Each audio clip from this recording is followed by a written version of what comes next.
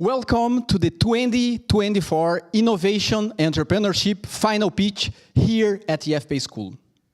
As the last year, we are doing this live on YouTube because we would like to show you all the innovations that we have been creating here. You'll see that students in the last 3 weeks, and I'm saying only in 3 weeks, they produced things that will address the adaptation to the climate change. And we will do this like a game. I think a fun game. And you see, we'll have a jury here today, and the jury will have each one 1 million euros to invest in each solution. And the jury can do this whatever you want. You can put all the money in one company, you can split it and do how you think it is the best. You know? So, to do that, I would like to, first of all, say thank you guys for this introduction. Thank you for being here. And I would like to say you that it's a pleasure to have you. And I will present you beginning with Maxime Schenkry, the director of the Energy Economics and Management Center here at IFP School. Isabelle Conso, Digital Innovation Director at Accents.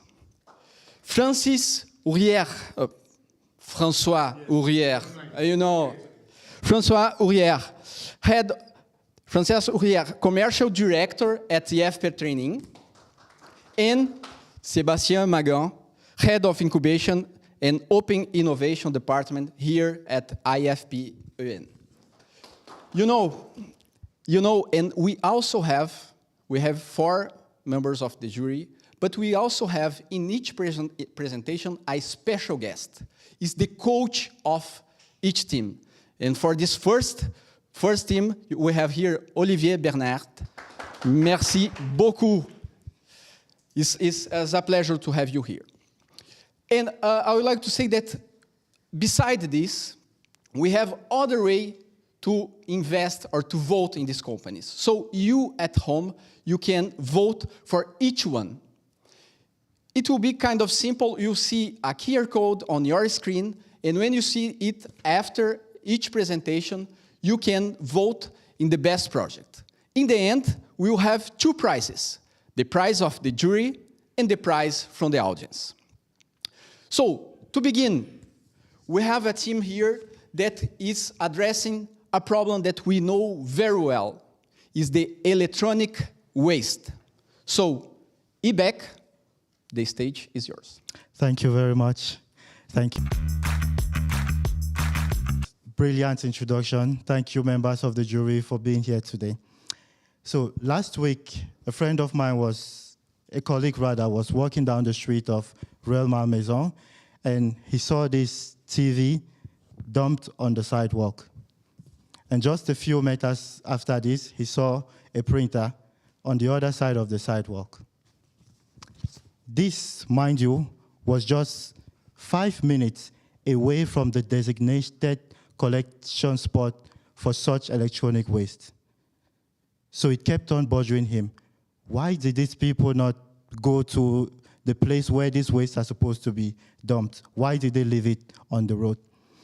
As you would imagine, it's not a problem only in Ruelle Malmaison. It's a global problem.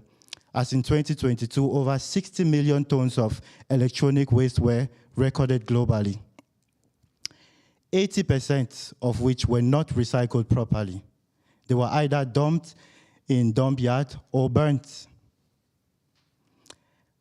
And among such garbage, we have a potential of recovering over 50 billion euros worth of critical, valuable minerals.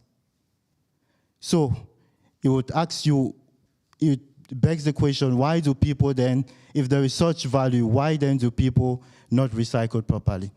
Well, the problem is not that there is no infrastructure. Actually, there are collection hubs, but people hardly go there. Why do people not go there? People are not motivated, and also people don't know where to go. I repeat, people are not motivated, and they don't know where to go. So this is why, ladies and gentlemen, we present to you eBack. eBack is a service solution that brings the user on one end, who is an electronic waste owner like you and I, who wants to discard their electronic waste. And on the other end, electronic waste collector, which are already existing companies who are designated to collect such electronic waste and transmit to recycling companies. eBack therefore comes to bridge the gap between these two.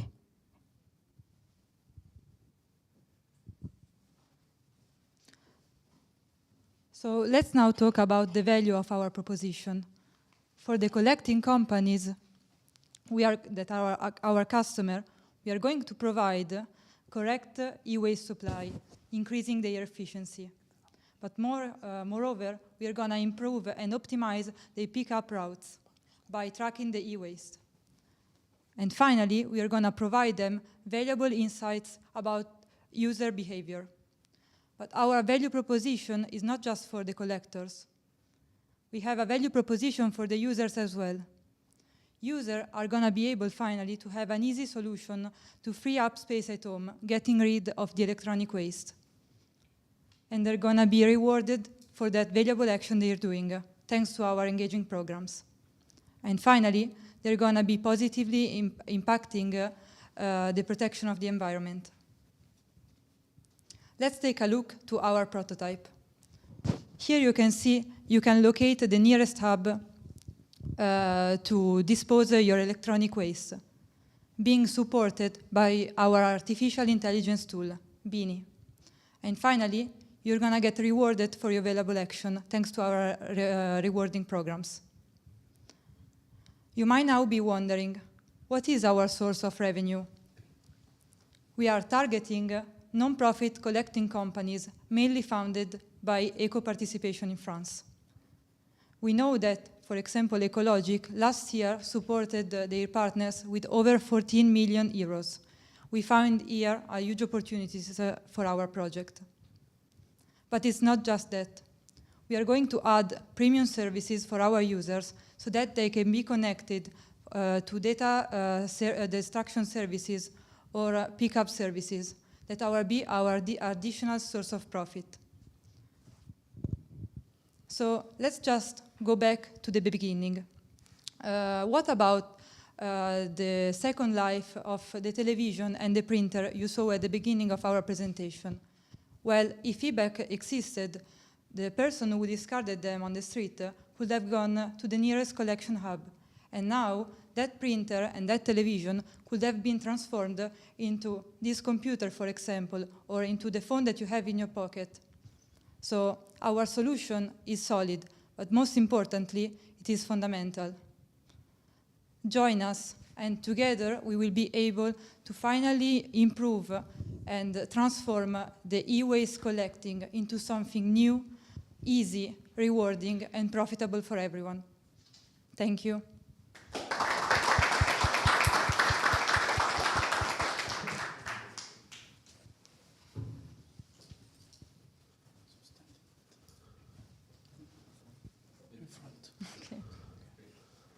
So thank you very much. As coach, I have the chance to ask you the first question. So I have well understood your project, okay, and where you are today. Let's imagine that you will gain all this jury money. How do you imagine your project in 5 years and 10 years? What is your vision, if I can speak like that? Good. So our vision is, I can divide it into 3 parts: short term, mid-term, and long term. So in the short term, we are looking to expand our user base. And in the midterm, we would like to be same link between the connectors and the users in Europe, where they already have the same facilities as France right now with ecosystem and ecological. And in the long term, we are looking forward to have our own ecosystem in countries that does not have companies for recycling, such as in Egypt, for example. We don't have such a thing. So it will be a very good potential if we can have our own complete ecosystem and have investment in that. Thank you very much. Do you have some question? Oh, thank you very much for your presentation, and it's an interesting problem to tackle this issue of recycling of electronic waste. I've got two questions. One is about your reward program, which is part of your revenue. How you will manage with which partners this reward program? And the second question concerning, I would say you talked about critical raw materials and so on. Do you think in 5 or 10 years you can be a bit more in depth in this value chain to gain more money in your business plan? Thank you very much. All right, thank you very much. So talking about the reward programs, so one of the key things we noticed as per the presentation was that people are not motivated. So that what brought out the idea of rewarding them. Rewarding them not very huge sums of money, but the feeling and the idea of rewards is basically say coupons or say points that can be cashed in later. Not very, let's say about probably if you, for example, say you return a large fridge for 1,000 points, which is about €1. It's symbolic in that sense that it's giving them that feeling of, okay, I'm getting something and I'm contributing to the environment. And now talking about your second question about expansion into the cycle of recycling, say recycling in a sense and extracting valuable components. Well, as my colleague once said, it is also a futuristic idea of us, but I think it's one step at a time. 5, 10 years, we still have to improve our user base, get more users. In addition to that, also get more, move into the collection space. Collect as companies do in France, Ecosystem Ecologic, they are collectors. Maybe when we're expanded on that base, a collecting phase, then we can now move into the recycling phase proper. But it's also a futuristic idea of ours. Thank you. I don't know, anyone? Thank you. So with regards to the reward system as well, we thought very much about this, and we realized that our client base, that is the users rather, are people who are also affectionate about giving back. So we thought that there could be, because if you reward a user probably €1, it might be insignificant. So this, we would have an option where you may choose not to have money or point back, but your reward could go as a donation to an organization, because we found this to be particular about the clientele of our user base. Thank you. And yes, NGOs, like to NGOs, yes, donations to NGOs. Yep. Thank you guys for your show and your pitch. And it's very interesting because to me, it's very close to our daily preoccupation today. How do we deal with our waste? So it's very interesting, and you did a great job. I want to highlight this point. My question will be about the habits. People, you're trying to change the habits of the consumers. Okay, let's make it this way, to motivate them and to change them. What about the manufacturer? Is there any part of your plan where you want to change the habits of the manufacturer? This will be my first question.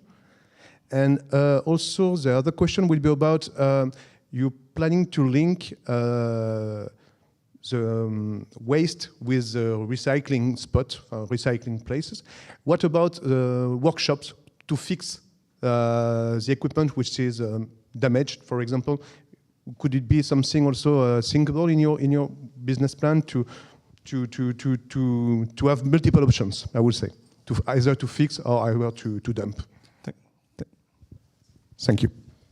Thank you for your question.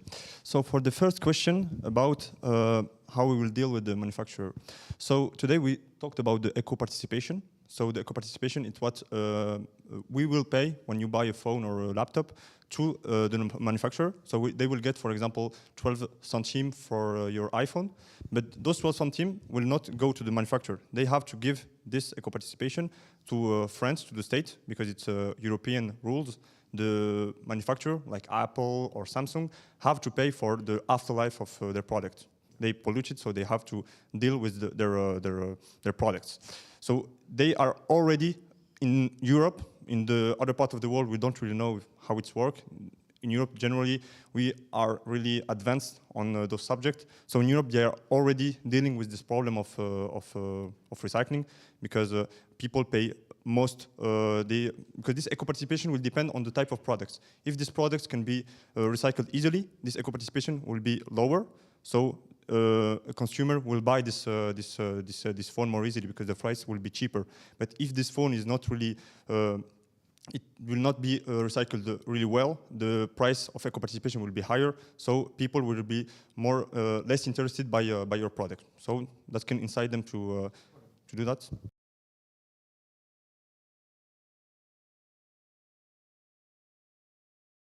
Consumer who pay for it. So it's not really linked to the manufacturer. But when it's still the consumer who will have to change his habits, saying, okay, this phone is the price is higher because there is an eco-participation, which is today very, very tiny amount. But so okay, it's just. But if there are less consumer for this to buy this product, the company will get less. Do you really believe that when you buy an iPhone at $1,500, you really worry about? Yeah, but it's €5. Yeah. I'm just wondering. But I think this Okay. There was a second question, yes. I think. What was the second question? I forget. Yes, the workshop. So for the shop repair, so for ecosystem, it's one of our partner and clients. They propose in their website the workshop where you can go, and those workshops are recognized by the state, because you can pay your reparation with the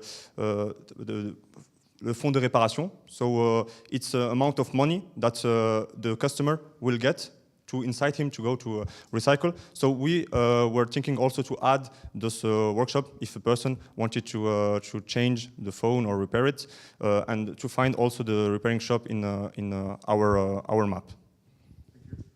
So thank you. I want to add something. So there is, we can't? All right. Let's try to see the next question. Maybe All right. you can put together. Yeah, excuse me.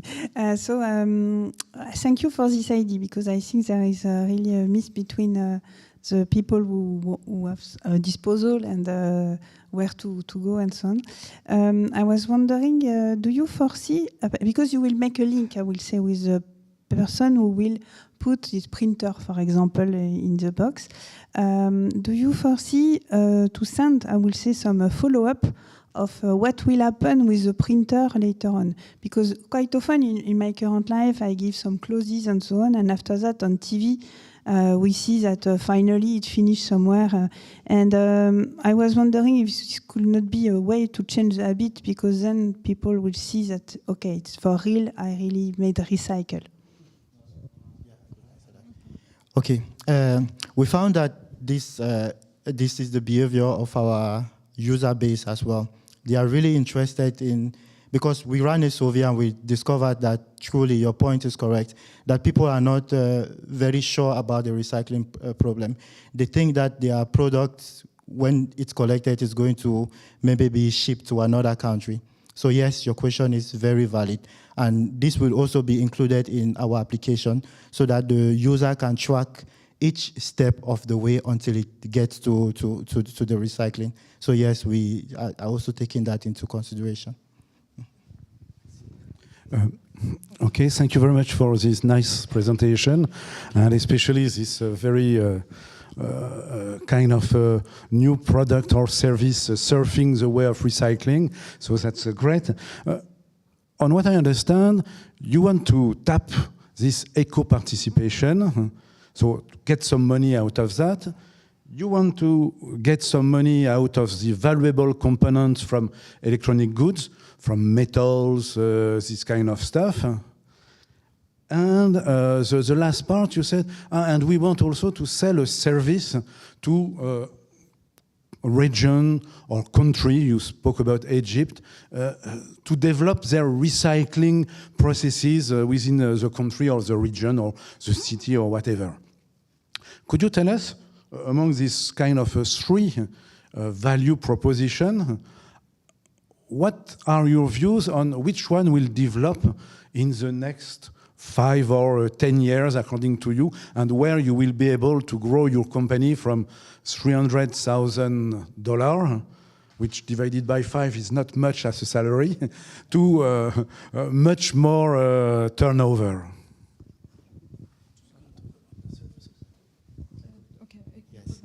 Okay, yes. First of all, the one we are planning to tackle first and foremost is connecting the user to the collector of this electronic waste, because we think that this is the simplest issue that has not yet been tackled. So it's simple to do, according to us, but it has not yet been done. People have tried to do it. Bear with me, we have competitors, but there are still areas where they are lagging. So we plan to take this to our advantage. So this is the first thing we intend to do. And this is not really the most valuable, because we'll be tapping from the eco-participation, as you said. But in the long run, we intend to also get into collecting, because then we will be dealing with the government directly and not through partners who are dealing with the government. So that will be the next step. And from there, for example, one of ecosystem, I think they got about 118 million euros in 2022. So you see, we would move from just running about 300,000 euros to possibly up to 100 million euros if we deal directly with the government. Then, yes, I agree with you that the most valuable part of this this chain of business is actually doing the recycling itself, trying to get valuable critical minerals from them. Because, for example, if you have a laptop battery, there are several batteries in them, and usually when the battery of the laptop dies, it's usually only one of those batteries that is dead, but the others are still working. So you see, this is an area where you could actually get valuable resources from electronic waste. So yes, this is then a more futuristic step, because it is capital intensive and also more complex to deal with. So yes, that is the more valuable, but also the more difficult to implement. Thank you so much. I think you have some gifts for. This is our mascot. So the mascot of Your advisor for recycling your resources. Yeah, for the key.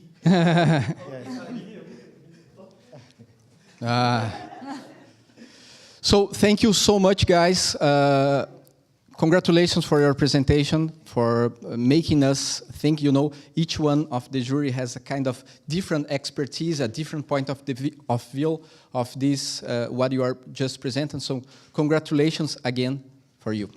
Thank you very much. Thank you. Thank you. So before the next team, you can see on the screen the QR code. You can vote for this company if you like this solution.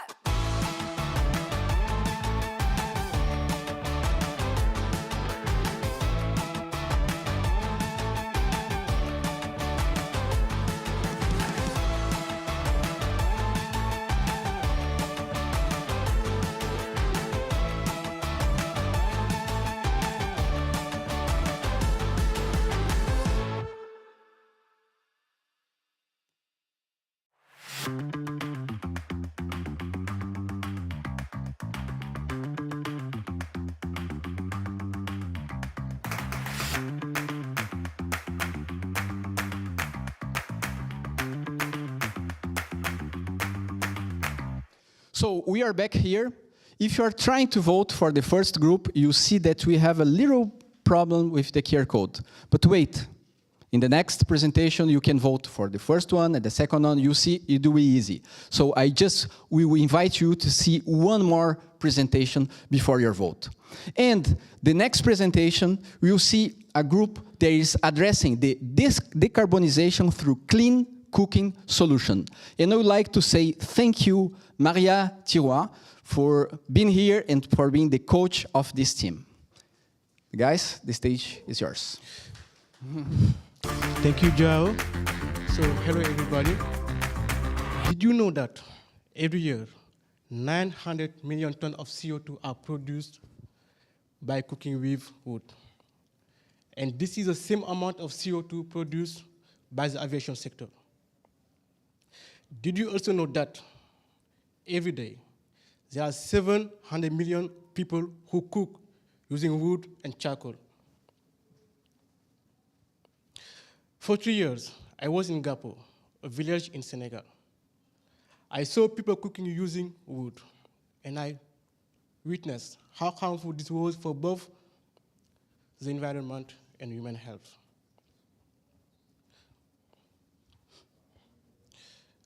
We know that clean cooking solution exists. Solar ovens, biogas digester source, electric stoves. But the problem is that those people cannot afford these technologies. At the same time, we all know that European companies want to offset their CO2 emissions. But they spend a lot of money for this. For example, next year, Airbus spent 200 million euros on carbon credits. I can see the question writing all over your head. Why am I telling you this? We are free cook. We want to offer a space where a company can pay for the carbon credit by investing in clean cooking projects, so that they will be able to help those 700 million people, and they will spend less money to offset their CO2 emissions. With us, those companies will be able to first easily invest in clean cooking projects. Second, offset their CO2 emissions and obtain certified carbon credits. Third, achieve their CSR goals. And fourth, obtain reports and communication materials. We are free cook, we are AMSOM, and we want to help companies and people. So those projects are designed for each community. We want to adapt to their needs, to their way of cooking, their tradition, so the transition can be as smooth as possible. We need also to work with NGOs, associations, and governments to be partner. The market of CO2 credits is growing. We all know that for CSR, for example, 35 billion were invested in 2024. And we can expect in 2030 that we are going to spend, company will spend 15 billion euros. We see a huge opportunity on this market, and so our expectation of with our products we can save up to 400 tons of CO2 a year with approximately 100 stoves. We have competitors. We are not the only one that have the need of reducing carbon, selling carbon credits. Sorry, and we have Tridom or Greenly that are making reforestation, for example, or Burn or Systema Bio that's making also clean cooking solutions, but they are just a technical solution. Because for us, we need first to make credits, make carbon credits, but we offer also companies the certification, the the material to do advertising, etc. So we are we are project based on the approach. So we work with the communities. We have also designed a prototype website where you can have a calculator where you put the amount of CO2 you want to save, the price of carbon credits you would pay for it, and when you calculate it, you can see different projects we can offer to reduce this CO2. So we are Free Cook. Our team is ready to tackle this problem, and we hope that you will be part of us in this journey. And Free Cook, we are the link making clean cooking possible. Thank you.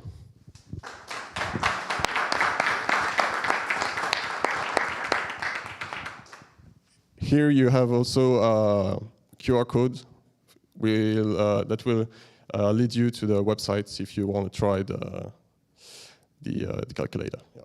Thank you.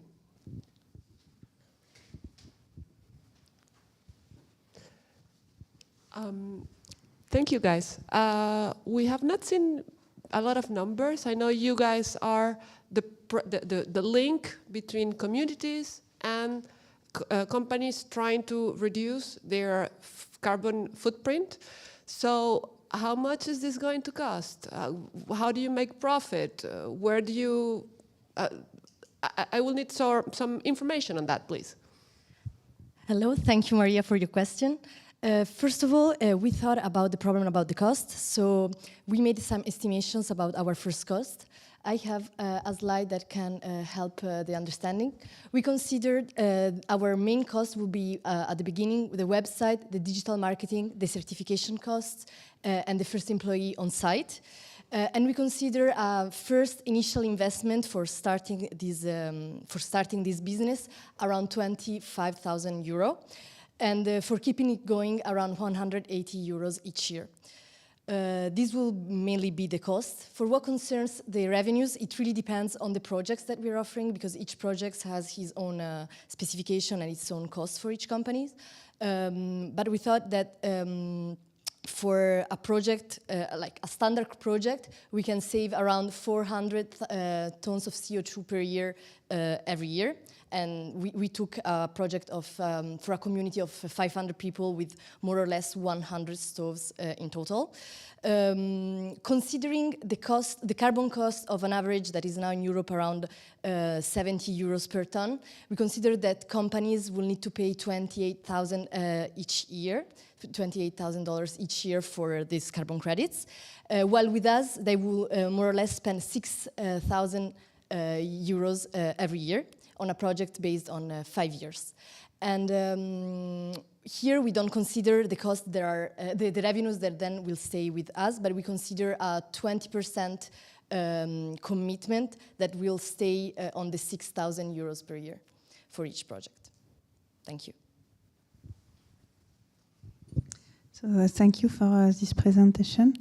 I was wondering, so you, if I understood well, you will provide some stoves directly to people. I know in some countries, I imagine.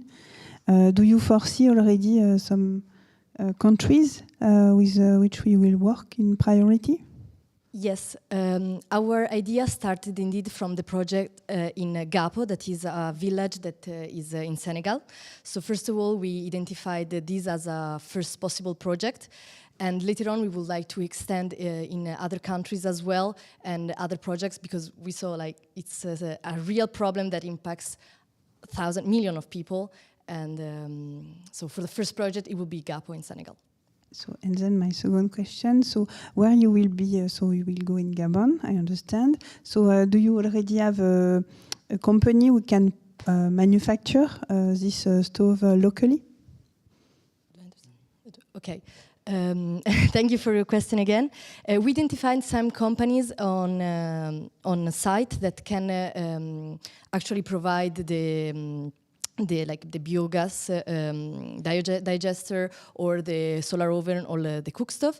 And for example, one of the companies was the one that was considered as a competitor, but it actually can be someone that can help us with the technology, that is Burn, that is making electric devices, or Sistema Bio is doing the biodigesters. And they're all working in Africa and providing these solutions directly there. Thank you.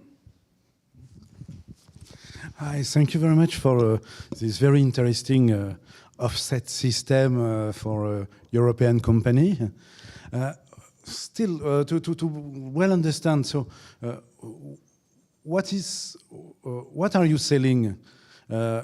You are doing your profit on the carbon credit that a company will save, and then you sell to this company kind of the project management of providing this clean stove and making your profit on this project, kind of.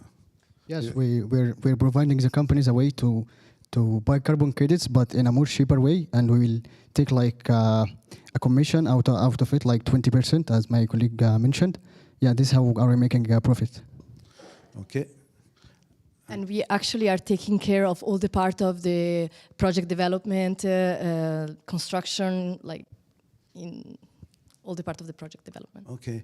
And how do you certify, how the company that will give you this 28,000 euro per year will be sure that its money is actually kind of cutting up this fund? Is there a certification process that you will be using or something like that?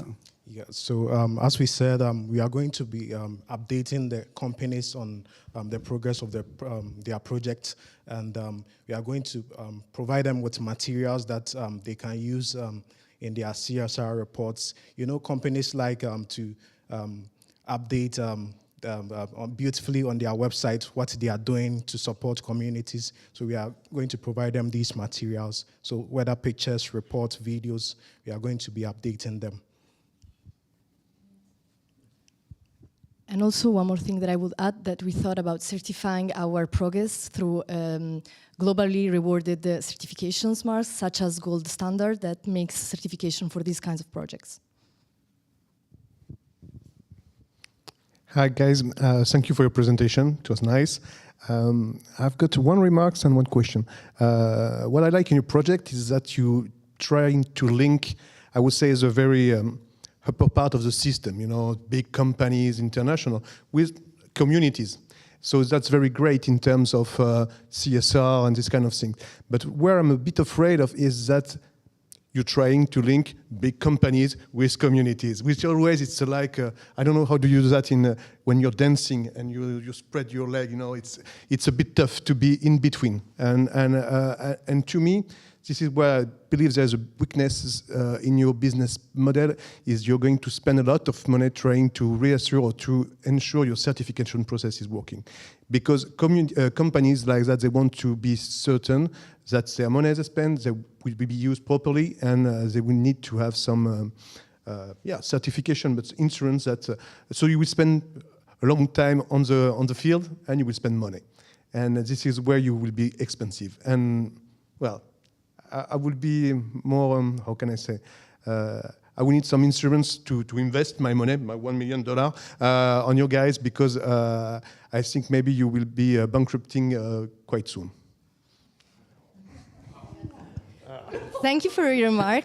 I would simply like to add something, that we saw that other companies that are actually doing so in other kind of projects, such as we saw Treedom and Greenly. They're doing these kind of activities with the reforestation projects. They're doing certification and they're actually making money out of it. So we agree that it must be complicated to be on field, to actually also rely on the social acceptance, but we actually took in account these kind of risks, and we think it could actually work. Like we wouldn't be the first ones. But thank you for your remark. Thank you very much for your presentation. Interesting project. I've got many questions and some remarks to introduce first. First remark is, I think the main problem in this case for cooking in this kind of situation, it's air pollution instead of CO2. And I think the first question you can address in your project is the health of the people, because most of the time you've got indoor air pollution, And that's the main issue, first of all, local issue and problem of health locally. So I think you can work with the World Health Organization on this topic, and that could be a way to have your project flying at the beginning. So it's the first remark, and I think with the World Bank, you can also have to work and some project and some funding. So that could be also a way to start your project. And my question is coming a bit like this. It's difficult to have a business model flying in this case, but I think I've seen some other companies and big companies working a lot on do-it-yourself on site. So do-it-yourself, your cooking system or your oven and so on. And how do you think you can integrate the local community to build up the system they will use, and to use the money you can have from the big European companies, and also to create some new employees and some locally employment. So that could be an issue to work a bit more your business model, and so to create a bit more social impact, I think so. Yes, I agree with what you're saying. We would like to actually work with people on local. So anyway, we would like to get in touch with NGOs and people that are already working on there. Our partners for buying these kind of solutions will mainly be companies that are on site, that are in the country. And so anyway, we wouldn't probably make a working in the village that we are helping at that point, but we will anyway sustain the work in the country. So we would like to keep as an objective to buy systems from companies that are on site. Thank you very much. Thank you, guys. Congratulations for your presentation. We have been seeing with your group that we are tackle not an easy problem, and you are managing to connect complex situations. So congratulations for the bravery that you have to try to make a solution for this. So even though we have some critics and doubts about this, I think that you're doing a very great job, and thank you for your presentation. And I would like to just say that now we can have the vote. We will have the opportunity to vote from your home. The link, the QR code is working well. We have already some votes, not some, but a lot of votes. So you can keep voting as the jury are doing here. I would like to thank you again, Maria, and congratulations for the job you have done. And thank you, guys. Thank you.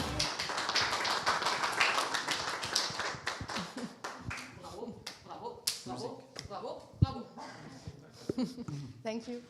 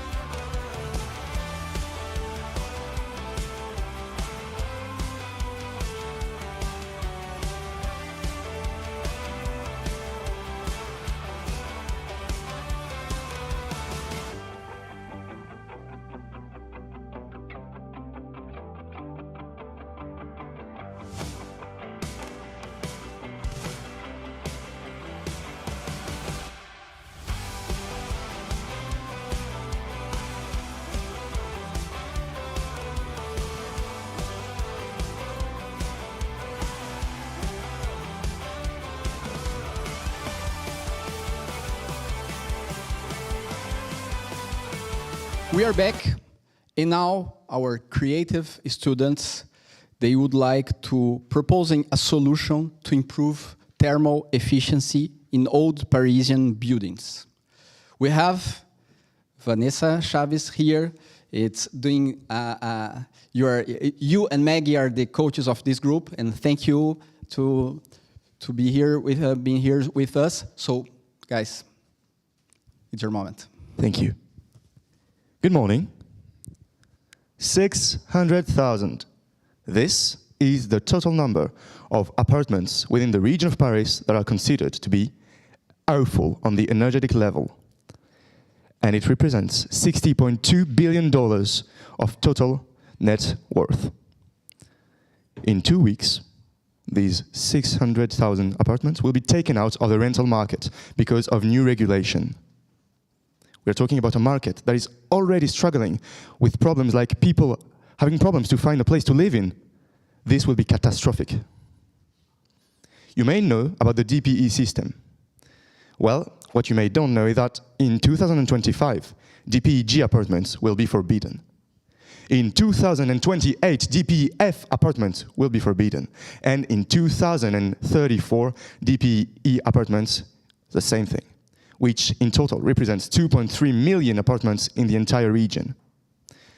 Of all these apartments, the one that will be suffering the most from this new legislation are the Haussmannian buildings, our beloved Haussmannian building that represents the sense of beauty that our country loves so much. The issue is, they are not as beautiful as they are thermally efficient. Or the opposite, actually. They are not as thermally efficient as they are beautiful. It's a mess.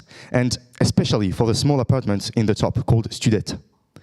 These ones are terrible. And a lot of them are unprotected for their historical value, which means that when the law will pass, they will have to comply with it.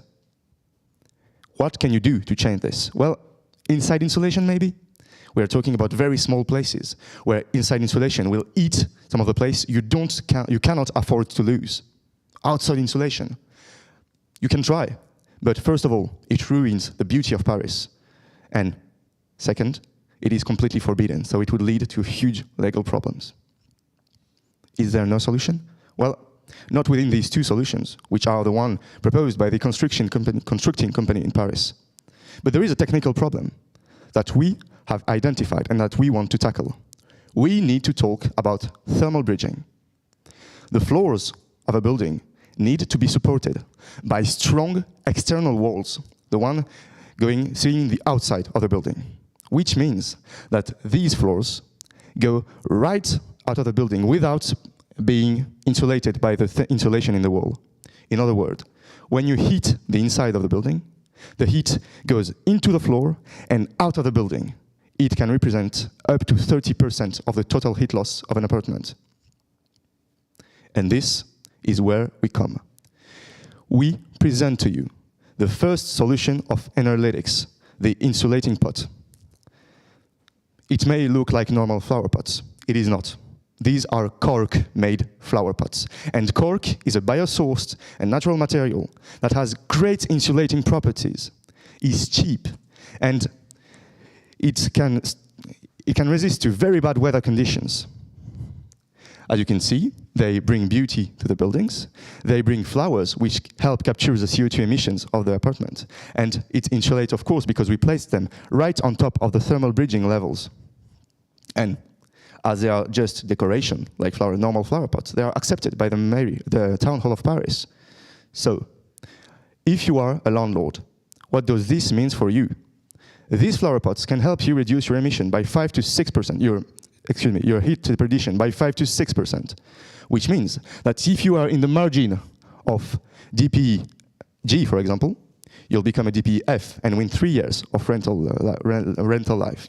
If you are on the margin of DPF, you'll become E, and E, you'll become D, which means a lifelong rental possibility.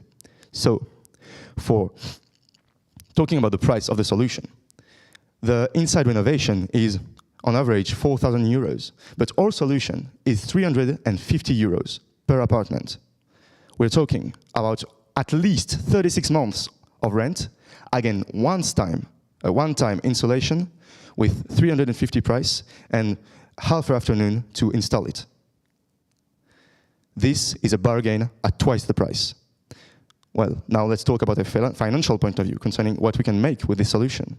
To give you an idea of the size of the market, with just 1% of the students of Paris and the margin we make, we would be able to take 200,000 euros each year. How do we intend to catch this market?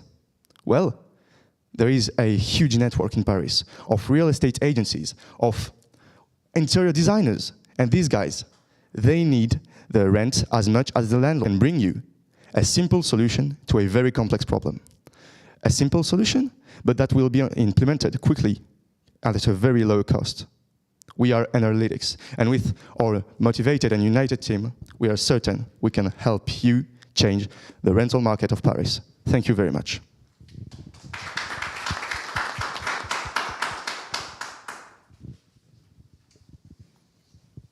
Well, thank you very much for the pitch. It was great to see you again. I have a question. I know you have already checking on the factories or the supply for the products. Could you please show us if you have something like a prototype, how it will be the building? So the thing is, Enguerrand will show you. It's very simple. Okay, so repeating 3D model of a building. So here we have the classical building, and here is our target home, so the student, basically. Then we built our flower pots made of cork, and just with a special glue for cork, we stick it on the balcony, up, and easy as it is, it's just stuck and easy to install. And the special foam helps us to make certain the flower pot completely embraces the form of the facade. And you have another question regarding the installation. So if you say it's just half a day or something like that, so it means that because there you are tackling in the top, right? You say the students. That's why it's different. So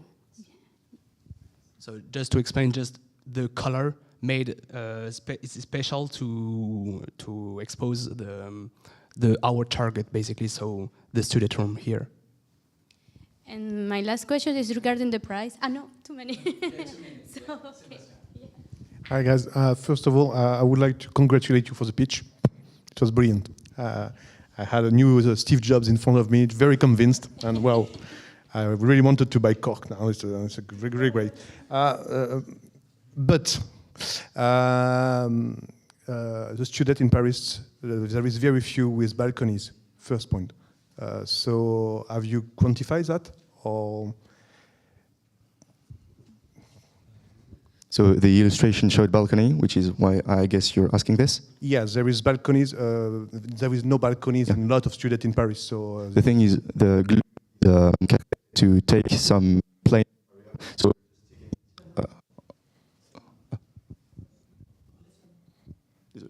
we're just sticking it on the wall with the special foam that can take the load of the flower pot. So the image was showing a balcony, and I know it can lead to confusion, but it just stands on the wall itself. And anything else? Okay. Sorry. Okay. And how did you quantify the 5 or 6% improvement in terms of heat loss? Yeah. Okay. So we made a lot of calculus based on a French law called the ISO 102 and 11, and they specify a lot of methods to calculate the thermal ridges, and we estimate, thanks to the thermal resistance, to the thickness, to the width, to the length, that up to 30% of the heat will be kept by the cork, and also 30 hundreds of this thermal heat will be lost by the thermal bridge. So multiplied by these two numbers, we arrive to close to 8%. So 8% is our maximum value, and we are just in reality between 5 to 8%. Thank you very much for the nice pitch. Interesting solution, real problem. And first question is, you talked about sticking your system to the wall. For me, it means we are close to outer insulation. And so we may have the same problem with local authorities, not to be allowed to do it by ourselves for small apartments. So that's my first question. Second question, do you think that we can do it ourselves? That means the local, the people living in could buy it at Laura Merlin or Auchan or whatever, which brand you want to go. And the last question is about the market you address, because you say, okay, we can upgrade from one letter to another, but finally the AFNG will be soon not available for rental. So I'm not sure that there will be a market on this part. I think your market is just where it's in the limit in the next 5 years, so it means more letter E, I can understand. Thank you very much. Thank you for your questions. The first one was addressing the local authorities and. So I had some calls with a woman, Annette something, I forgot her name, but from the ecological bureau of the 6th arrondissement of Paris, I think. And the issue is on the nature of the glue, something like this. So I'm waiting for an answer, but she's like, we will be able to come back with some proper answer, but we're currently discussing, so it's complicated right now to give you an answer. The second question was? Do it yourself at home and buying in local. So the thing is, it can be done yourself, since we consider it as a simple installation that is not like someone could do the inside walls of his house if he believe he has the skills. So we thought about it as something you could do yourself, but it does. It is an interesting question, because it would change the business model, because we would have some guys having the skill to do it. So yes, we have thought about it, and both possibilities are real. So thank you for this presentation. I was wondering, do we need to install these flower pots for all the building, or it can be done flat by flat, student by student? It can be done by flat, because each flat that has a balcony, you can stick it there for it to work. So it will allow each flat to get a better later. I mean, in the DP. If we do it on a single flat, it will be less efficient. So it will be more interesting for the people, and for us to install a completely full flower pots, basically, to have more efficiency. Okay, for one level. Yeah. Okay, and I had another question. So your business model is to sell these pots.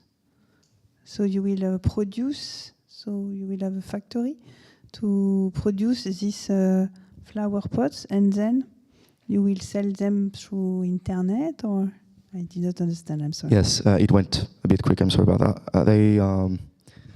The idea is that there are factories in Europe, especially in Portugal, that can design the thing you want with cork, and we have had some discussion with them. So we intend to make the cork produced in these factories, bring them, have them brought to our containers within Paris area, and deliver them ourselves with our van, and using internet to have the landlord command it through the website, or using the service of a real estate agency, for example, command it to us through our website. A website that you can visit by taking a photograph. And please do turn your phone, because it changes the experience a lot. Yes, thank you very much for this nice idea about reducing loss in terms of heat in this building in Paris.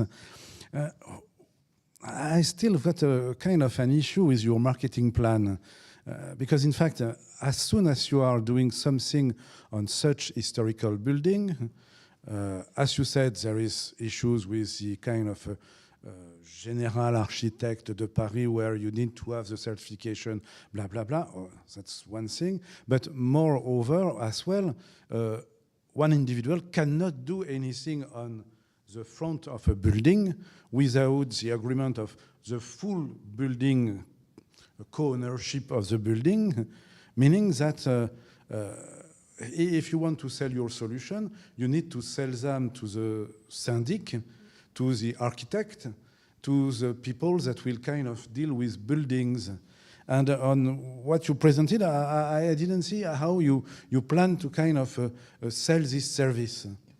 And my second difficulty I see in that is you were speaking about the FGE, but it has already been changed in a sense that it's will be pushed back 1 year at least for the F thing. So it means that you will still be able to rent, and most probably there will be some lobbying that will happen as the owner will. So it means that it's a bit shaky for a business model to be built only on some regulation that is very political.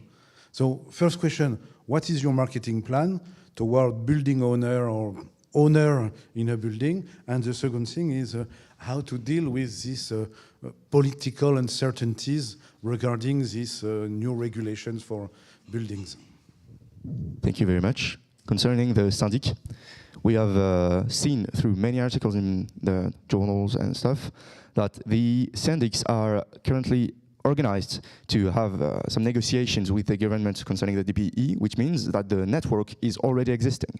We just intend to promote ourselves as the guy coming and saying, hey guys, you already agree that you need to save your money, and we have the solution for it. So we plan to jump on, plan to use the already existing networks of syndic that are fighting the government DPE laws, because they are waiting for us, and this is said through their actions. Now, concerning the evolution of DPE, the thing is, this solution is, as I said, the first generation of solution we can propose, and we use it to gain some cash and to, we are currently working on another solution that helps improving the thermal insulation of the roof with a thin layer that can be installed on the top floor of these small student buildings. So we do agree this is not a very viable plan for 20 years, and this is why we are searching for ways to get out and do something more after this, because this is the first generation and we do not plan to stop there. Just to add to what he said, so opportunity is a hearty goddess. So in as much as it might have been pushed to the future, having the solution now is going to be a very important thing for us, because when it finally does come in 2026, we are going to tell the landlord that we have something that is not only efficient, but cost effective for you. So having the opportunity now is going to give us leverage, and going to market strategy is a very important thing. So we being the first to go to market, this has not been done before in Europe, using flower pots. So going to market strategy, the very first to go to the market, is going to be an added advantage for us. And that is why, even despite the fact that it might not be a now thing, it's still going to be effective for us in the future. Thank you.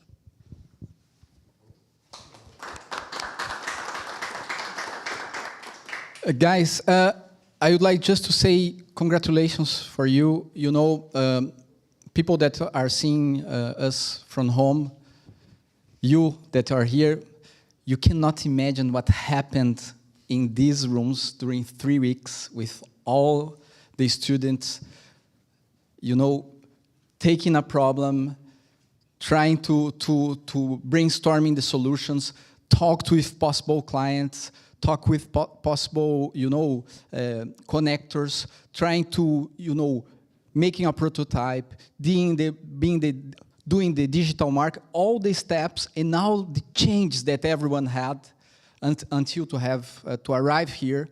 So we, from the Labinov and IFP School, we are very, very proud of all of you, but because you are doing a very, very good job, you and the other teams. So especially you guys in this presentation, congratulations to you. And people, you can vote from home, and in just some minutes we'll have the next presentation.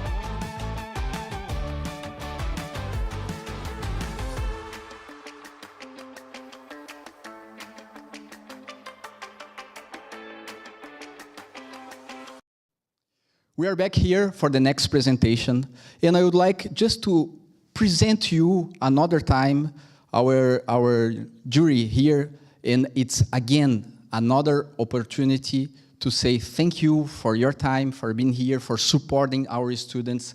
You know, this is something very, very valuable for us.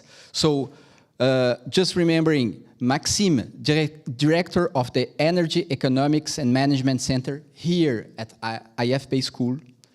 Isabelle, wow, we can clap, yeah, if you want. Well deserved. Isabelle, Digital Innovation Director at Accents. François, Commercial Director at IFP Training. And Sébastien, Head of Incubation and Open Innovation Department here at IFPN. So, thank you. It's a good moment to introduce the coach of this team, that's Laurent Forti, and the next team, we can call them Flutty. I don't know why. I cannot guess why they're calling. So, Flutty, the stage is yours.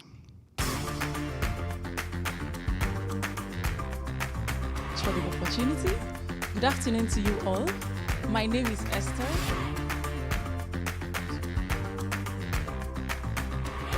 You can go in. Thank you very much for the opportunity. Good afternoon, everyone. My name is Esther, and I'm here with my wonderful colleagues, and we are the Flutty team. It's Christmas season, it's gifting seasons. While I pondered upon a gift for my dear friend Anna, I recalled that she had once lamented about her struggle to get a perfume she loves. She told me she would love to have a perfume that is eco-friendly, made of natural ingredients, and most importantly, affordable. While I pondered about this, I received a phone call from my friend Hassan. Hassan is a farmer in Turkey. He didn't sound so glad. When I inquired, he said he had just concluded his annual calculations based on his floral farm production. And yet again, he was losing another 15% of his total production for the year.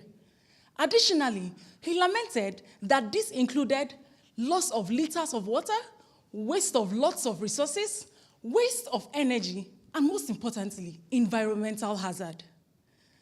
Thinking about both things, I decided, why not maximize the opportunity that exists between the struggles of my two friends with just one product, the Flutty perfume.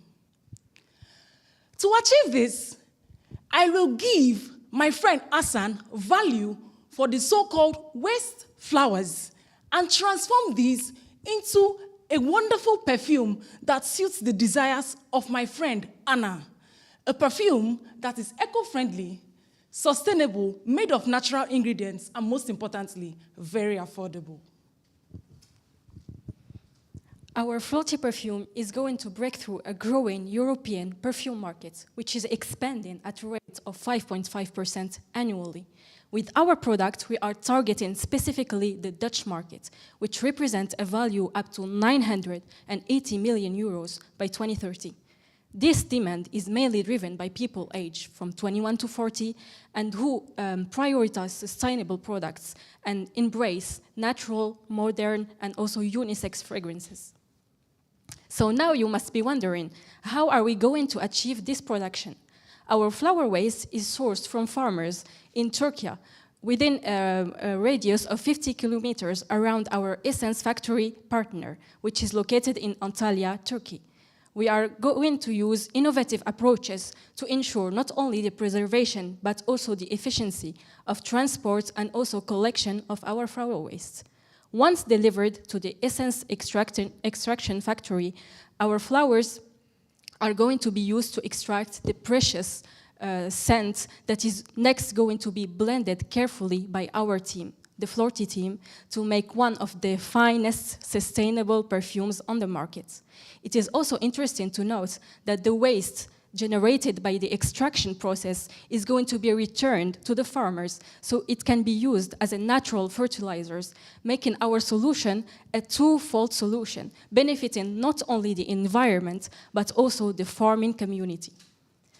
Our business, now I invite you to have a first scent of our Flutty perfume.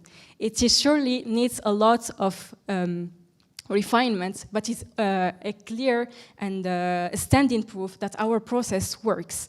We were able to make perfume using our innovative approach. It is also demonstrates that our project is not only feasible, it is also simple and most importantly, scalable. Our business is also about making money. And now we discuss analysis of 1 bottle of perfume of content of 50 milliliters, which is sold at 50 euros.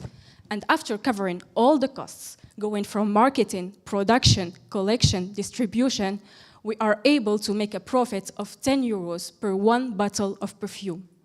This, in a very conservative estimates, gives our project an NPV of 6.17 million euros within only 10 years, which represents also a return rate of 22% for our investors, and with benefits beginning to materialize after only 3 years. To conclude this, Lavoisier once said, "Nothing is lost, nothing is created, everything is transformed." At Flutty Perfumes, we embody a philosophy that no flower should be lost, but rather transformed into a beautiful fragrance to suit the desires of people like my friend, Anna. 1 product, 2 problems solved, the world of beauty renewed. Please feel free to explore our products on our website, fluttyperfumes.com. Thank you.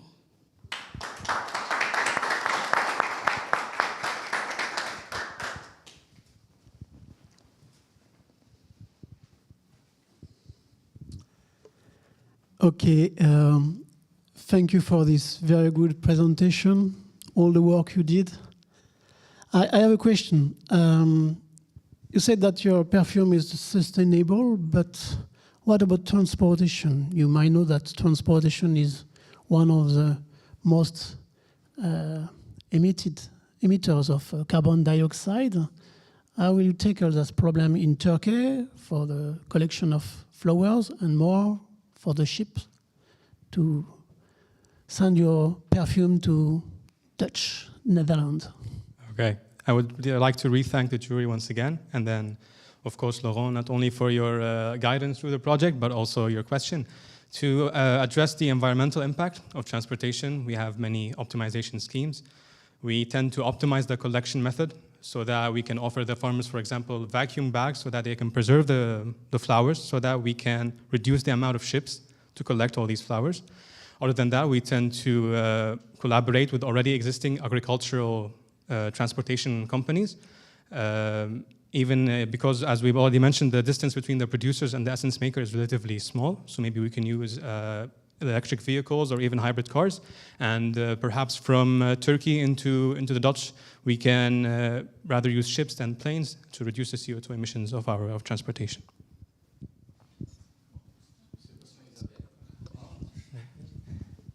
Thank you for this presentation and the nice perfume. My question is, how do you foresee to sell your perfume? Will you work with, I don't know, Sephora or something like that? Or will you sell directly to a customer to make a link, I will say, with the farmers? Yes, it is hard to get into established perfume shops or so. What we, based on our target group, because our target group was 21 to 40 years old, well, they are all obviously present online, so we do online advertisement, of course, like targeted advertisement to the specific, which are interested in this product. And also we tend to have some physical presence on environmental days, on events where these people tend to come, like the Green Day and at universities. Whenever there are like events, we try to have a stand there to promote our products. And well, we send them to our web shop where they can sell it directly from us.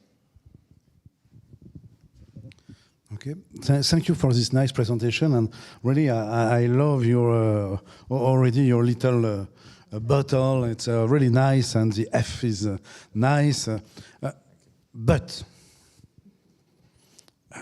you know that perfume is a highly competitive market, and the ones that succeed are only the ones that got a brand.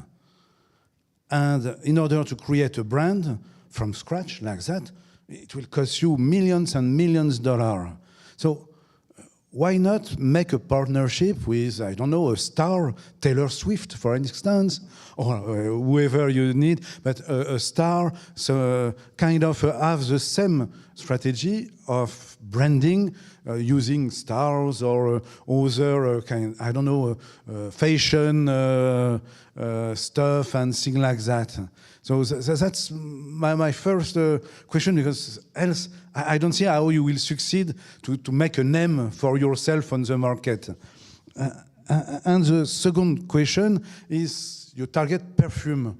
Why not other fragrances for, I don't know, air fragrance, or for the house, or fragrance for any other product where it's that are smelly, or well, that you need to improve their smell. So two kind of questions. First, this marketing, why not partnership? And second is, why perfume and not other type of fragrances? First of all, thank you for your question. To answer your first question, to overcome this issue, we targeted the Dutch market rather than, for instance, targeting to France or to the US, because the competition here in the US and France are too high compared to the Netherlands. And also, as you said, there are celebrities which we can offer a free perfume to make marketing, but those celebrities are consuming too much carbon emissions, I mean. So it will be controversial to work with those celebrities, and our segment is different.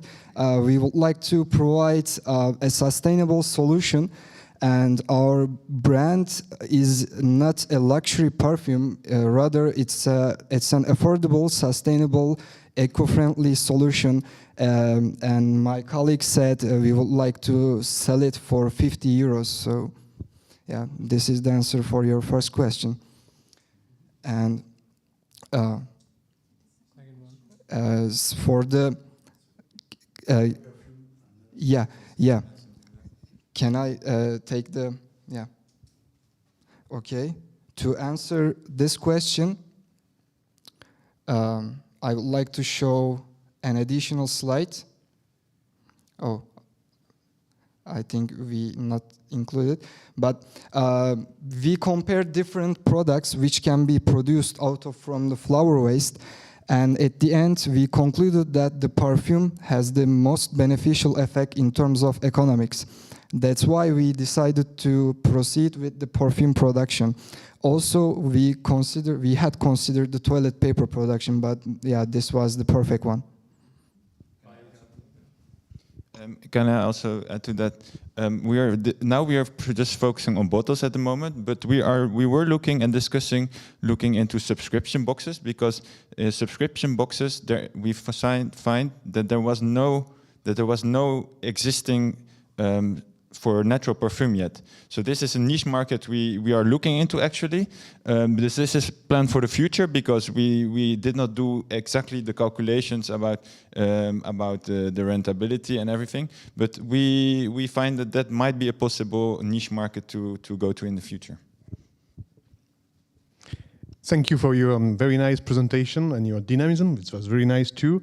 I've got two questions actually.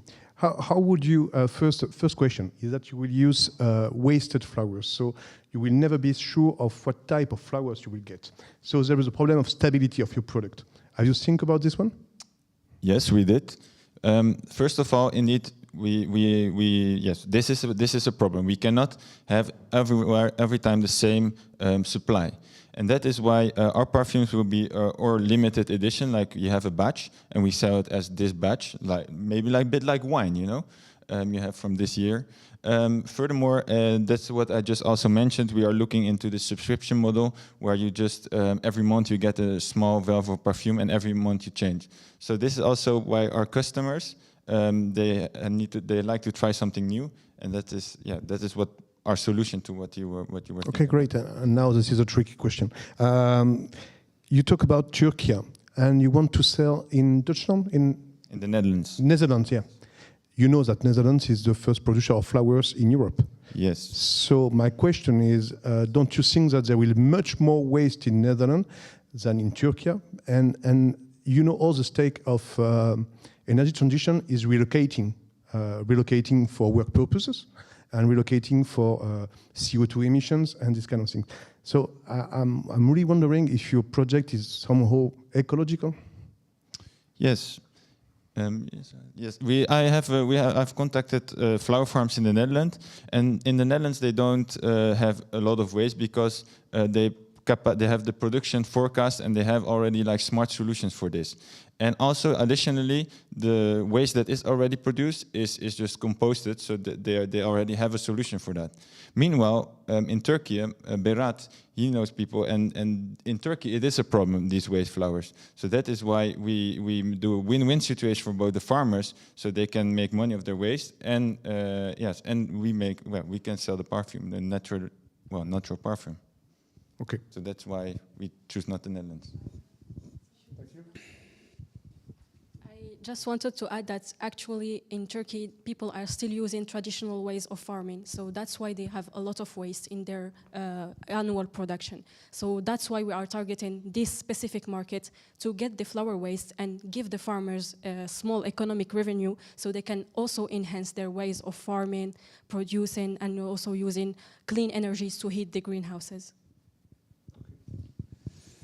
You pick up my first question, Francois, so I'm so disappointed.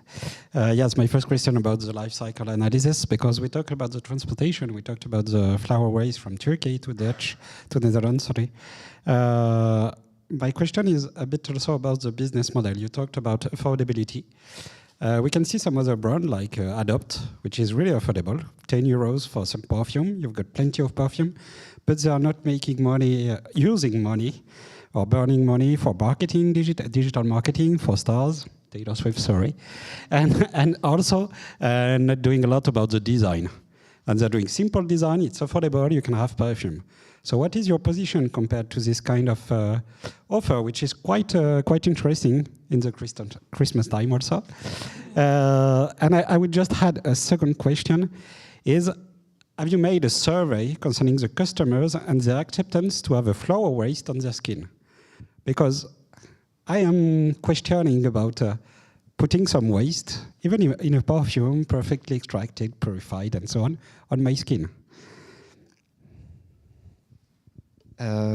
For your first question, can you... it was about Adopt, for example, business model, which is affordable, which is one of the points you made. Yeah. So, as I just said, we would like to focus on the sustainable solutions. Yes, as you said, there are opportunities which people can purchase a perfume for just 10 euros. But we don't believe that those opportunities, those options are eco-friendly and sustainable. And there are some competitors in that particular segment, but we believe that we offer a competitive price, and those competitors are not using the flower waste. So we believe we can achieve a success in the following years. Also, I want to mention that the term flower waste is, because we're talking about waste, it can be a bit misleading. Actually, we're talking about essence from flowers, which otherwise will be discarded, if you want to phrase it like that. Because if you have another natural perfume, they're also made from essence, which are also from flowers. So there is not a big difference based on based on natural fragrances. And also, in addition to what Berat says, like Adopt and these kind of companies, they don't work with natural essence. So you can. I don't think there are. We don't think there are direct competitors in that sense. So, congratulations again for your project. Listen to you, I just remember that during this course, we are talking about many skills that you are developing, whether you be entrepreneurs in the future, whether you work for other companies. We are seeing that you're developing so many soft and hard skills during this process, and this is something that we are very proud here at IFP School to promote. And when we are seeing how you are interacting with the jury, how you are answering trick questions, you know, and how you did this process, because innovation is not just about a product or a business model. Innovation is about people. And you went to discuss with real people, and this is something that I think you guys and other teams, you did very well during this process, so congratulations for you. Another thing that I remembered seeing your presentation, that we have in this final pitch 17 different nationalities. So we are having a very multicultural, what I love to say, a transdisciplinary approach for hard problems. So congratulations to you. Thank you again, Laurent. Je ne sais pas plus si c'est Forty ou Flutty. Thank you and congratulations for you. Thank you. Thank you. Thank you so much. Now you can vote from home. You see the QR code, and you can vote for this presentation right now, and we'll be back in 2 minutes.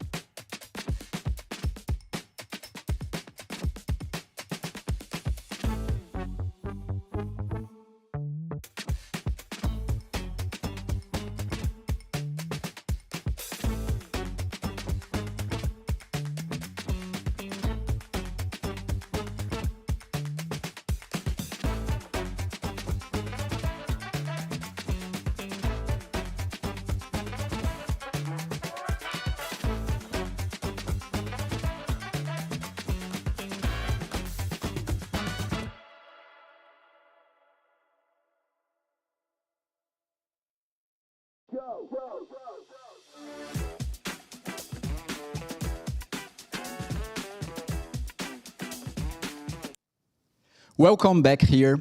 And now, the last presentation of this afternoon here afternoon here in Paris is from a team that is proposing a natural cooling system. So, guys, it's your time to present your solution.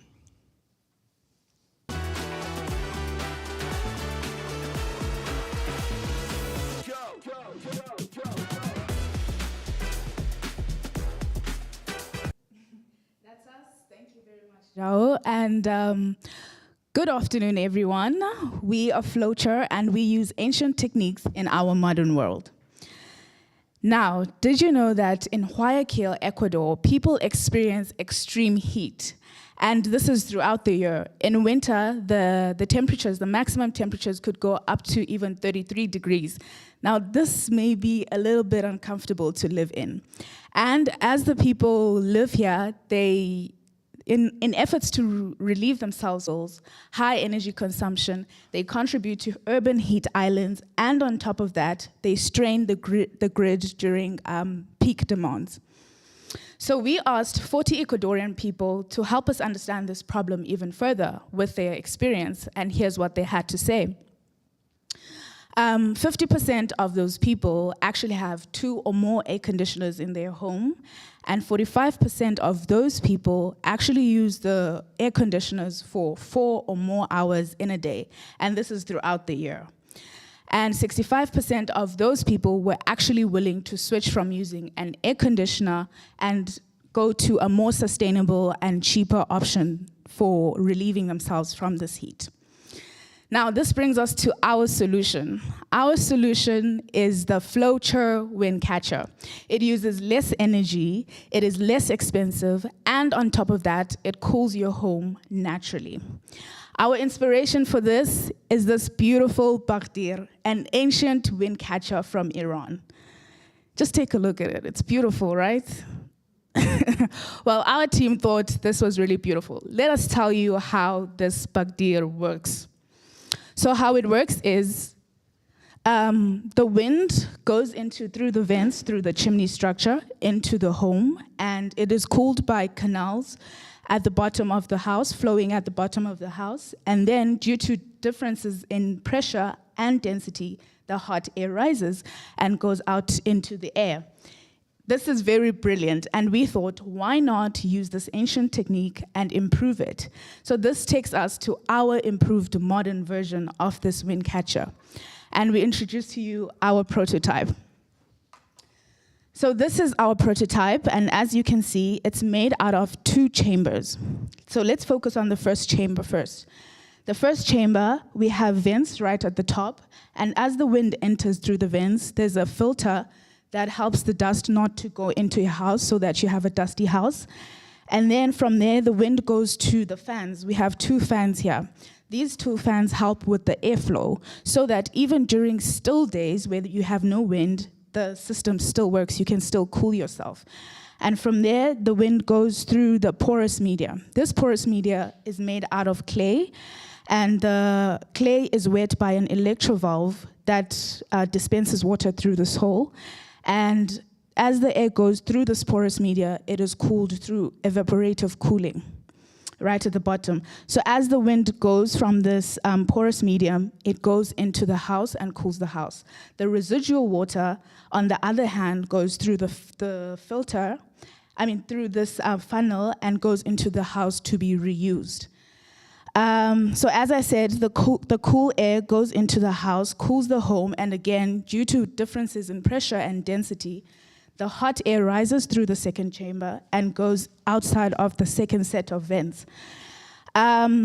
This system is powered solely by the solar energy, and you wouldn't need to buy electricity to use it. So that means even if the Ecuadorian people experience blackouts, they could still use this, because if you have a blackout, the heat still remains and you want to cool yourself.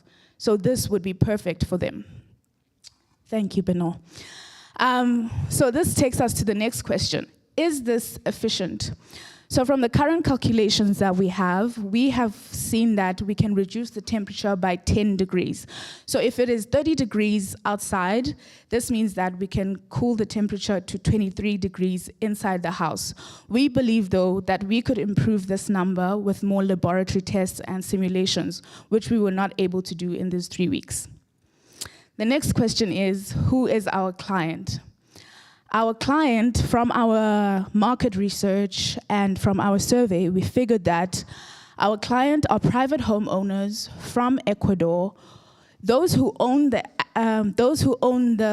air conditioners and those who don't own the air conditioners but maybe are looking for cheaper solutions that would cool their home. And from our survey, again, we gathered that it is best for us to be a B2C business instead of a B2B business, and maybe we would consider construction companies at a later stage. The next question is, how much does it cost? I see Isabel nodding. Okay, how much does it cost? So, it would cost around 1,200 euros to produce 1 unit. However, we believe that with mass production, this value could go even lower. We would need around 500,000 rand to get our business going initially. And from our survey as well, we gathered that people were actually interested in paying 2,000 euros for around 2,000 euros for the initial installation of this product of ours. Yeah, so this is the beautiful team that I got to work with. And please do not hesitate to visit our website. And Flowchair isn't just a product, but it's a movement towards a more sustainable and comfortable future. So join us in revolutionizing cooling our planet. And remember, with Flowchair, you stay cool and eco-friendly. Thank you very much.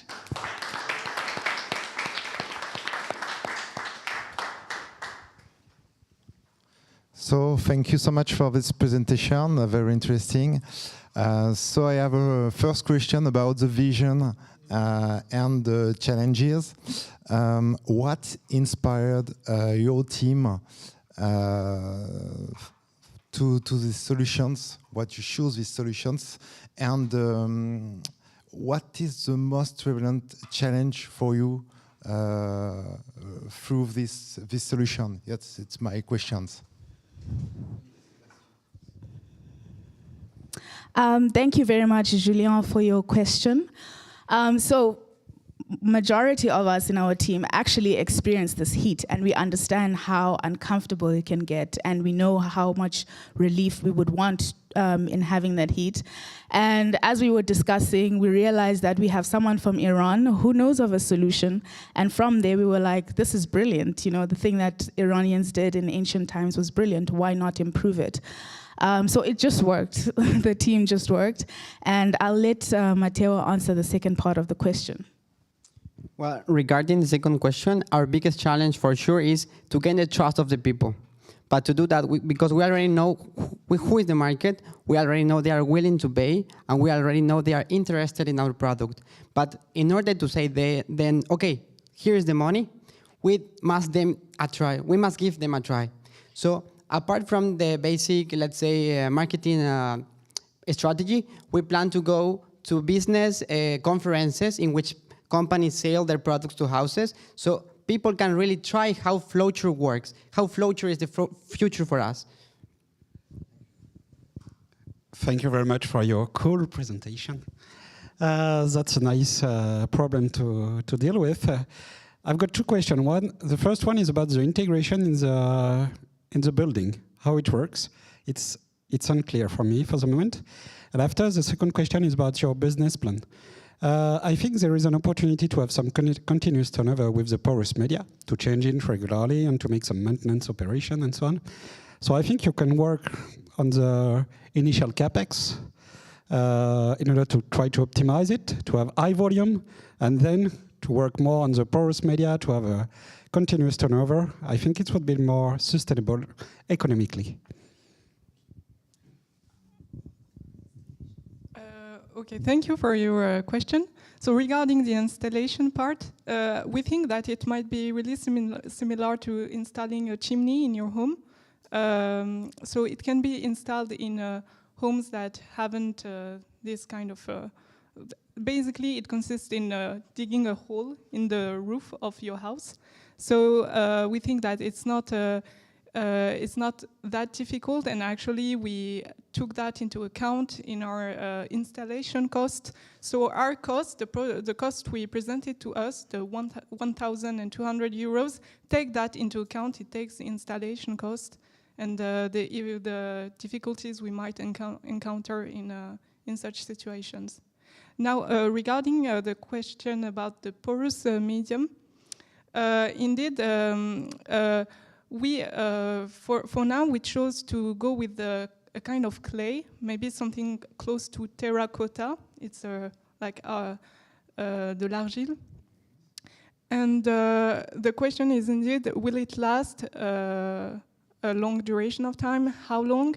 And for that, we think that we should test a real prototype, maybe. And if it's not, if the results are not convincing, then in fact we could go with a totally different material. For instance, a kind of plastic. The important part is making the porous structure. So maybe we can we can process the plastic to have this porous structure inside of it. Hi guys, it was a nice project since you talk about plastic, but well, okay, never mind. Cheap is key and local. That's for me. That's very important. But my only question is about why Ecuador? Because Ecuador is wet. If you go to Guayaquil or I don't know, it's wet, wet, wet. So if it's wet, you will have difficulties to cool it down with this process, because this process needs dry air and water. So in Iran, it will work perfectly, but in Ecuador, I don't understand. And why don't you keep it open to say, okay, let's find out places where it's really warm, where there is water, and maybe here the impact will be higher, so maybe we'll make more money aiming another country. So, just to break it down, we had 3 weeks to do this, and we had to find a way to do market research. So we thought of India, we thought of South Africa, because in South Africa, the government actually builds houses for people, it builds hospitals, so they could use this. And then we thought of Ecuador. We actually made research, and we found that there's actually wind in Ecuador, in some parts of Ecuador. We understand that the other parts are very humid, but we found Guayaquil to be less humid compared to other people. To other places in Ecuador. And on top of that, that's where we could get market research. So the people from South Africa didn't respond.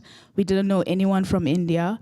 And now we had Ecuador because Mateo is from Ecuador, and those are the people that we could reach. But yes, we believe that this product could work in other places as well. And in Iran, there are legal battles. We cannot get access. We cannot produce in that country. So that's why we ended up with Ecuador, because it was what was reachable and real for us at the moment. Okay, thank you very much for this really nice presentation. My question, in fact, it's first a comment in a sense that I think you're very optimistic about the cost of installing such a device in a house and doing it for the full house and not only one room, but well, that can be worked out. But my issue is more around, it's a very ancient technique, it's very simple technique, meaning that anybody that is a bit of an entrepreneur can build up exactly the same device. So it means, what is your competitive advantage, the differentiator for your product that will sustain over the long term nice sales and profits?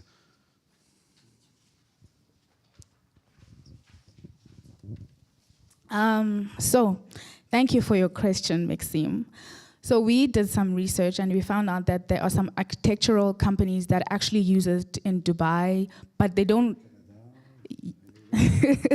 Yeah, so they use it, like they use the original structure of the Bagdir, but for us, we improved it by introducing the porous media, the fans, and and the solar panel, so it doesn't need electricity. And the competitors that are there, like they don't really do it like we do it, you know? So we came up with an improved solution of the porous media. And also in the UK, we saw that they use it, but they just rely on natural air only. We introduce water and the porous media that would cool the air even more. So we don't think that they can decrease the temperatures as much as we do. I don't know if some of my teammates have something to add. I would like to know, what will you do with my million? If I invest 1 million in your company, what will you do with that? So maybe we can go back to just before. So here you can see on the right a graph that shows the initial investment needed, which is around 500,000. So as you can see, it is split in two main parts. On the right, you can see that it is the investment needed for the initial material stock and component stock. And then on the left, it is all the investment needed regarding, for instance, the production infrastructure, the marketing costs, the administrative costs, the production and equipment tools, and all things like that. So this is how we would use that money. And excuse me, with 500,000, how many pieces, how many units will you build? It's only for the prototype, or it's no, the real one? Then that's a great question. With that amount of money, we will be able to build 260 units. So that is in the first 3 years. And with that amount of units produced, we will be profitable. At that point, we start to make money. Okay, thank you.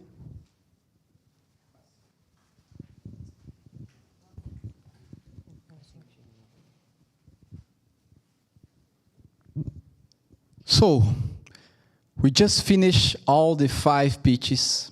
Congratulations for you guys. Congratulations for this. Yeah.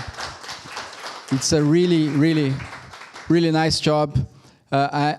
It's great to see you going on in details, like how you would invest the money and the cost of productions. And this, again, in just 3 weeks. So you're doing a very, very good job.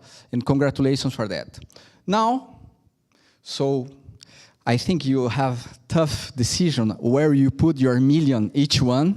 So I will give you, we'll do a break, stay connected. You can vote in this team, in the other teams, when you see the QR code on your screen.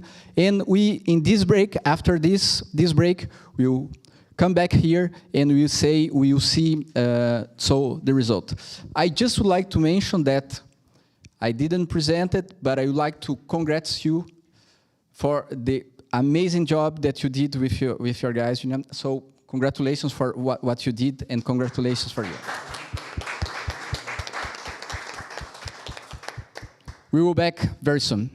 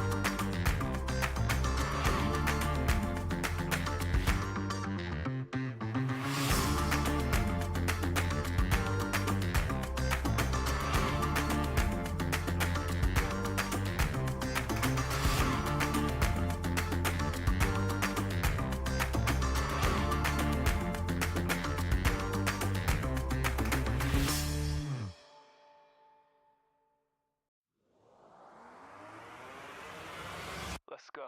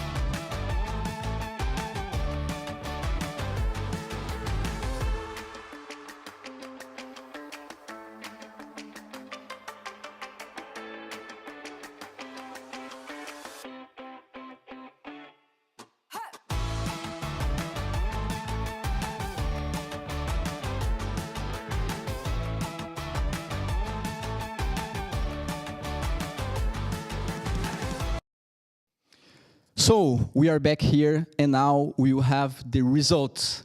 We will see how much each one of you invested, and in the end, you'll see the winner of this 2024 final pitch.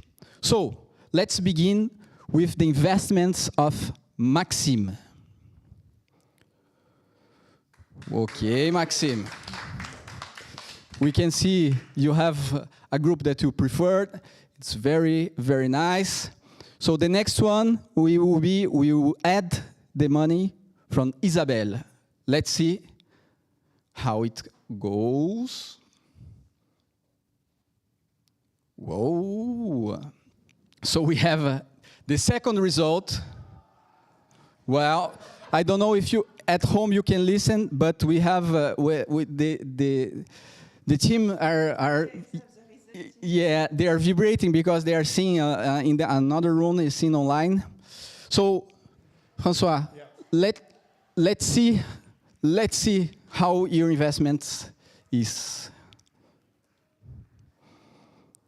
Oh no, we have a technical.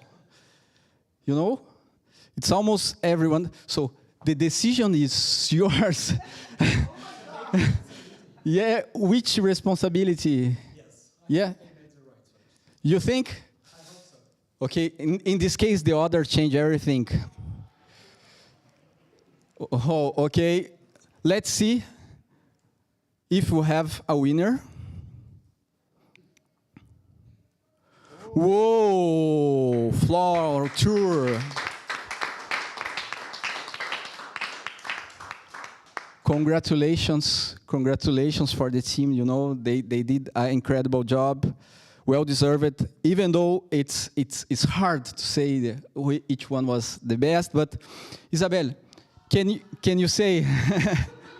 We are listening here on the studio. We're listening with a small delay what you are seeing right now. So the group is celebrating. Isabel, how was this experience for you, and what do you think about the projects of the students in general? What was this to you? Well, thank you, Joao, for the invitation. It was very interesting. I'm really impressed by all the 5 teams, what they did in only 3 weeks. As you explained, they had only 3 weeks to work on this, and it's really professional, and some ideas are very interesting, I think. So thank you, and also good training for the pitch also. Great. You know, Isabel, you leading the innovation initiatives at Accents. It's a pleasure to have you here, and you know, it's our opportunity to learn with your presence. Thank you so much. You. Maxime. Well, thank you, Joao, for this invitation and for really this nice afternoon with a great project, because each one of them was really a great project. For me, I'm still a bit confused about this result. In a sense that, for me, the key issue for all these projects is to build up a unique, sustainable, competitive advantage. And for me, it was really what makes the difference between all these projects. Great. But great project, all of them, and even Flutty, I think, is very close to get, I would say, a very nice business proposal. Great, thank you so much, Maxime. You know, what is really in our team of jury is that we have different point of views. For the economist, you know, it's good that you mentioned it. And thank you again for being here, François. What I really liked in this presentation is that it was diverse. You could see solutions coming from the past, solutions for the future, recycling. All the equipment, informatic equipment, and the thing is that what shows us today is that small steps can make it work. So it's really, I really appreciate this work for the students and their involvement in this project, and I think they all did a great job, and I want to congratulate them.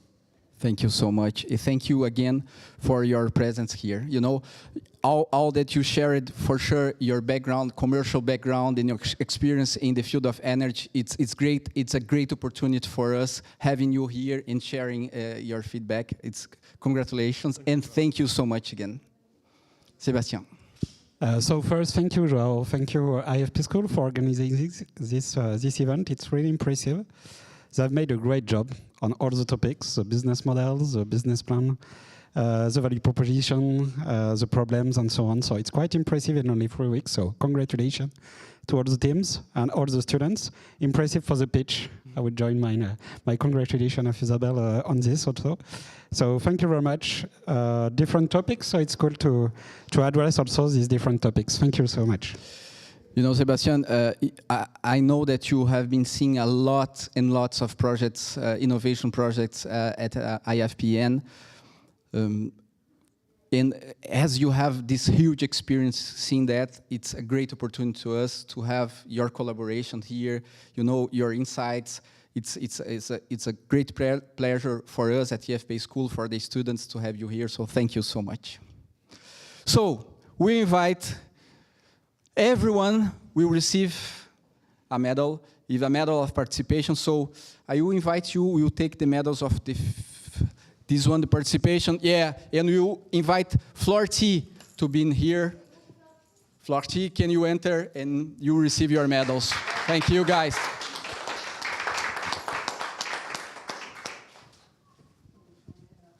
Ouais. Partager le travail, bien sûr. Was it really?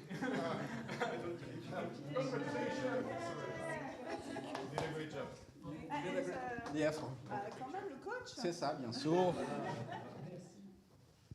So stay there, please. Just go, a little bit. Position yourself where you want.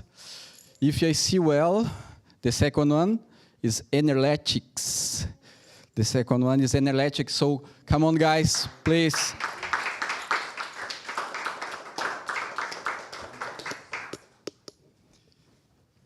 Congratulations for you guys.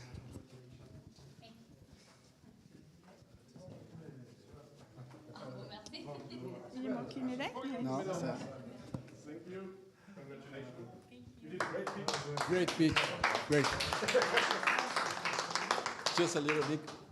The third one, you can distribute for us, please. I'm not seeing the results anymore. It's my fault.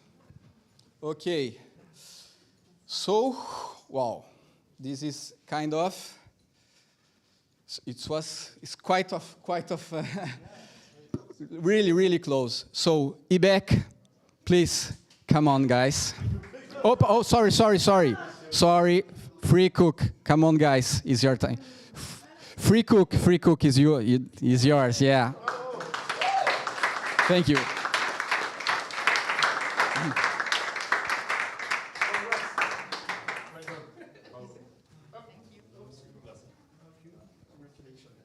We have one for the.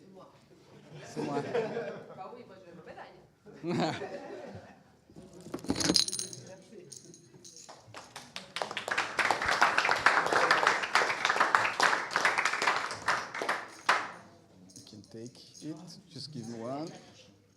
Oops. Look, the next one, free cook, please. Oh, yeah, why am I doing that? Just in the end, Ibek, please, come on, guys.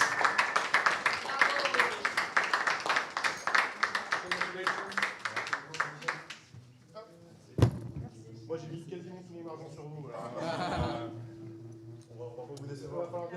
On va essayer. Ouais, c'est ça. There is someone? C'est la médaille d'Olivier, donc on garde. You stay there, yeah? Go there. So, guys, come on in to receive. And the winner is Flutty!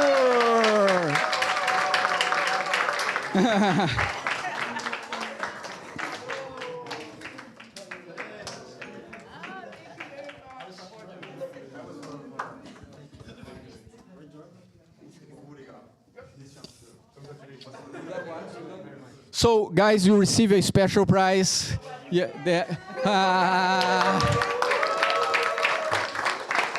a special gift card for each one of your group. So, congratulations to you.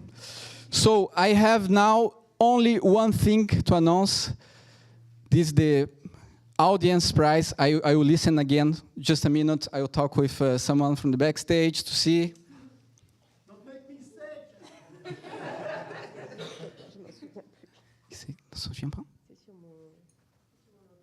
J'en regarde. We need to see, just a minute, emotion moment to see here. In the eyes of the director of the IFP School. In the eyes of the director of IFP School. Let's see. So, prize from the audience go to Flutty. Yeah. Yeah. Congratulations, you guys. Yeah. The congratulations for you guys. Congratulations. Thank you, everyone. Thank you, and see you next season. Bye-bye.